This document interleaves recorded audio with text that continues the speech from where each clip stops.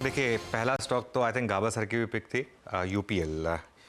आपको याद होगा हम यूपीएल पर 3-4 दिन पहले से एक व्यू लिया था कि यहाँ पर स्पेशली निफ्टी से बाहर जाने के बाद स्टॉक्स नॉर्मली बॉटम आउट हो जाते हैं। तो यूपीएल में बॉटम तो बन चुका है, ये मेरा व्यू है। और ये चार्ट देखिए, चार्ट भी कुछ कह रहा है।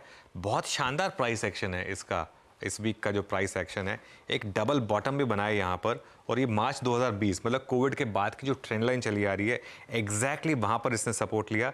और 4 दिन से यहाँ पर लगातार लॉन्ग बिल्डअप हो रहा है। और जैसा मैं हमेशा कहता हूँ, नॉर्मली स्टॉक्स जब भी निफ्टी से निकाले जाते हैं, क्योंकि ऑलरेडी इतने गिर चुके होते हैं, तभी वो निफ्टी से निकल रहे होते हैं, तो एक किसी किस्म का यहाँ पर बॉटम बन चुका होता है।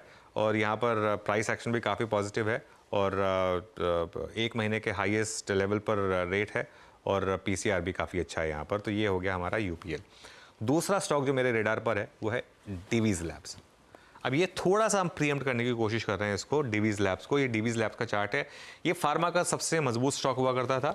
उसके बाद वो एपीआईज को लेकर एक दिक्कत आई थी, अर्निंग्स पर एक इम्पैक्ट आया था। उसके बाद ये स्टॉक थोड़ा सा करेक्ट हुआ। लेकिन ये वाला ग्रीन बार देखिए, कितना शानदार ग्रीन बार एक यहाँ पर बन रहा है। एक ही कैंडल में आपका 20, 50 और 100 वीक मूविंग एवरेज, वीकली की बात हो रही है यहाँ पे, ध्यान रखिएगा, ये क्रॉस हो गए हैं। और 200 वीक मूविंग एवरेज भी हम निकालने वाले हैं यहाँ पर। तो ये इस तरीके का प्राइस पैटर्न है। कल 60% प्लस डिलीवरी वॉल्यूम्स थे। 5 दिन से शॉर्ट कवरिंग आ रही थी। बोफा की रिपोर्ट आई थी परसों, जिसमें उन्होंने बड़े अग्रेसिव प्राइस टारगेट दिए हैं। और उनका भी मानना है कि 35 टाइम्स प्राइस टू अर्निंग्स पर ये स्टॉक में रिस्क रिवॉर्ड वापस आपके फेवर में आ गया। स्टैंडर्ड डिस्क्लेमर, वैसे भी आज शायद फार्मा चले क्योंकि ग्लोबल क्यूज थोड़े खराब हैं। स्टैंडर्ड डिस्क्लेमर, रिकमेंडेशन नहीं है। अगर आप बाय या सेल कर रहे हैं तो अपने फाइनेंशियल एडवाइजर से पूछ के करिएगा।